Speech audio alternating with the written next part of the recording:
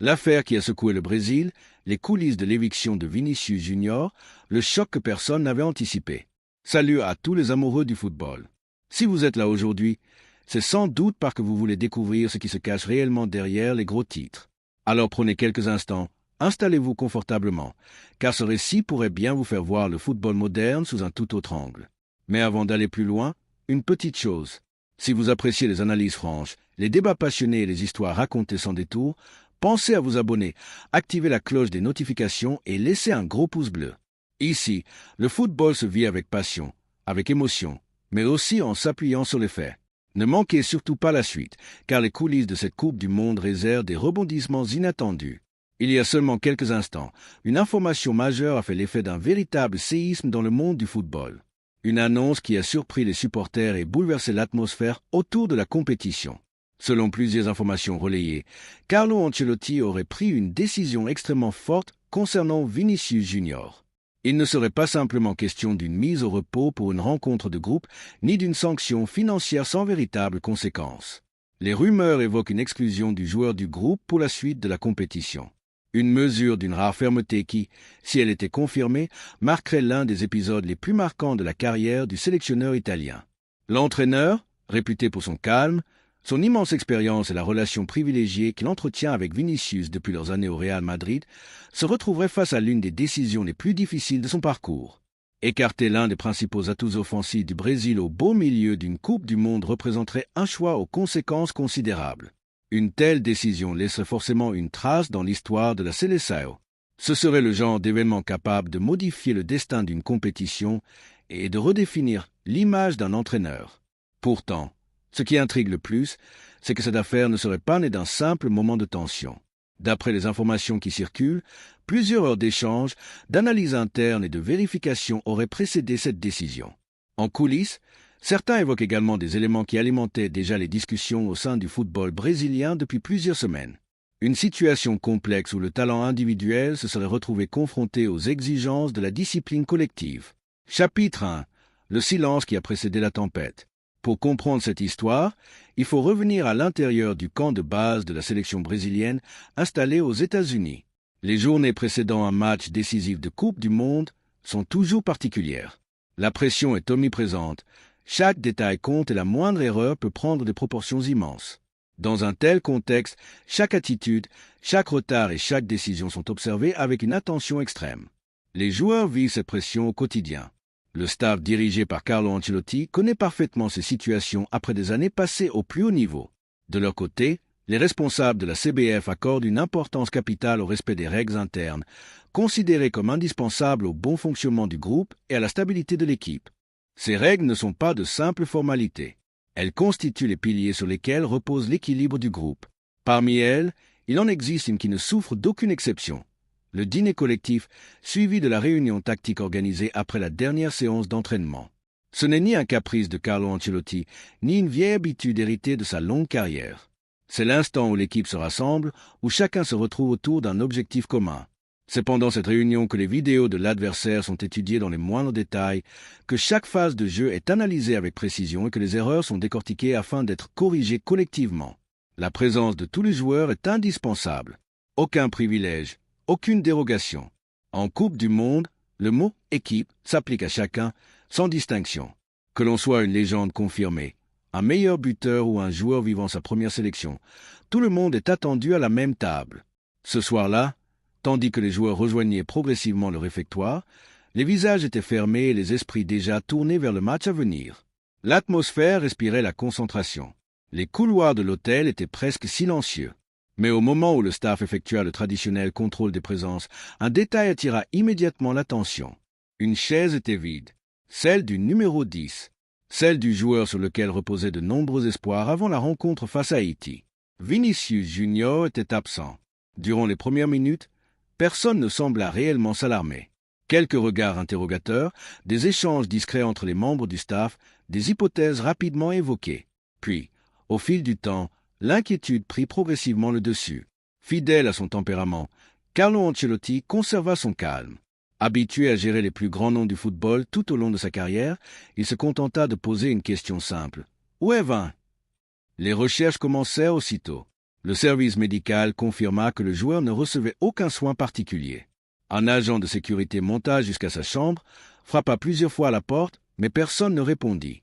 Les appels sur son téléphone se multiplièrent, sans résultat. Seule la messagerie prenait le relais.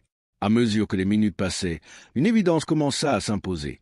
La star de l'équipe demeurait introuvable et personne ne semblait savoir où elle se trouvait.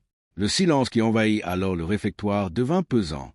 Un silence lourd, révélateur de la gravité de la situation et des décisions importantes qui pourraient en découler. Chapitre 2. Le point de rupture. Mais ce qui marqua le plus les esprits ne fut pas seulement l'absence du joueur. Selon plusieurs informations relayées dans les médias, cet épisode aurait également ravivé un malaise déjà présent au sein du groupe. Une frustration silencieuse qui, d'après certaines sources proches de la sélection brésilienne, existait depuis plusieurs semaines. Toujours selon ces informations, Vinicius Junior aurait bénéficié de certaines souplesses dans la gestion de son quotidien, là où le reste de l'effectif devait respecter un cadre particulièrement strict. Ces différences de traitement auraient progressivement alimenté les discussions en interne. Pendant que l'ensemble du groupe suivait une discipline rigoureuse, certains observateurs affirmaient que le numéro 10 disposait d'une plus grande liberté concernant son organisation personnelle, la gestion de son entourage ou encore certains aspects liés à son image. Des éléments qui, s'il était exact, auraient pu être perçus comme des privilèges par une partie du vestiaire. Vrai ou non, ces rumeurs ont nourri de nombreux débats autour de la sélection brésilienne et ont renforcé les interrogations sur l'équilibre du groupe au moment le plus important de la compétition. Une question revenait sans cesse dans les discussions de Carlo Ancelotti et des dirigeants de la CBF. Où était passé Vinicius Junior? Qu'est-ce qui pouvait pousser le joueur le plus emblématique de la sélection brésilienne à quitter le rassemblement à quelques heures d'un rendez-vous aussi important qu'un match de Coupe du Monde? Le mystère n'aurait cependant pas duré très longtemps. Selon plusieurs informations relayées aux États-Unis, des éléments provenant du milieu de l'événementiel haut de gamme à New York auraient rapidement permis de retracer ses déplacements. D'après ces informations, Vinicius Junior ne se serait pas rendu auprès d'un proche ni dans un établissement de santé. Il aurait rejoint, à bord d'un vol privé organisé par son entourage, une soirée privée réunissant des influenceurs internationaux, des personnalités médiatiques et plusieurs représentants de grandes marques. Pendant que ses coéquipiers poursuivaient leur préparation tactique en vue du match contre Haïti, le joueur aurait participé à cet événement organisé en dehors du cadre officiel de la sélection. Toujours selon ces mêmes sources, Vinicius serait revenu à l'hôtel au petit matin en empruntant de nouveau une entrée de service. Plusieurs témoins affirment qu'il aurait regagné sa chambre avec beaucoup de calme, sans qu'aucune explication ne soit immédiatement donnée au staff ou à ses partenaires.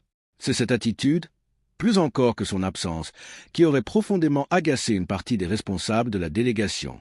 Une réunion de crise aurait alors été organisée dans les salons privés de l'hôtel afin d'évaluer la situation et d'envisager les suites à donner.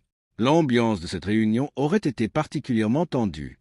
Les principaux dirigeants de la CBF, plusieurs responsables sportifs ainsi que les conseillers juridiques auraient pris part aux discussions. Selon certaines informations, Carlo Ancelotti n'aurait pas participé aux échanges décisifs. Toujours d'après ces mêmes sources, cette absence s'expliquerait par la volonté des dirigeants de gérer directement ce dossier. Connu pour privilégier le dialogue et la gestion humaine des situations délicates, Ancelotti aurait été favorable à une sanction disciplinaire importante, accompagnée d'une mise à l'écart temporaire, plutôt qu'à une mesure définitive. Mais au sein de la fédération, certains auraient estimé que l'affaire dépassait largement le simple cadre sportif.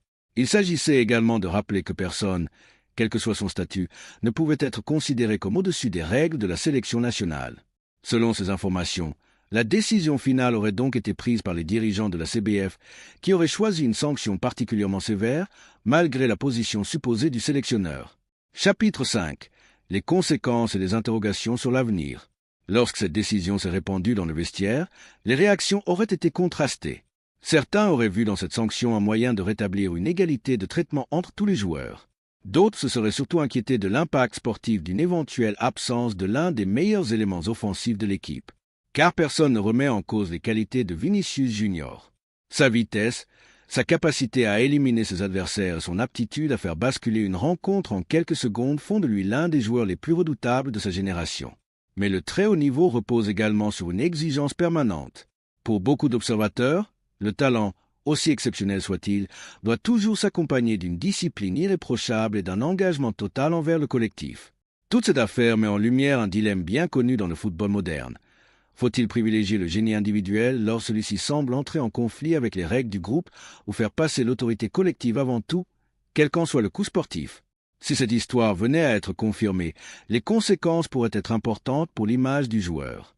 Son retour sous les projecteurs serait observé avec une attention particulière, aussi bien au Brésil qu'en Europe. Chaque performance, chaque réaction sur le terrain et chaque prise de parole risquerait d'être interprétée à travers le prisme de cette affaire. Vinicius Junior se retrouverait alors face à un choix déterminant. Transformer cette épreuve en source de progression et revenir plus fort, ou laisser cette controverse peser durablement sur la suite de sa carrière. Conclusion.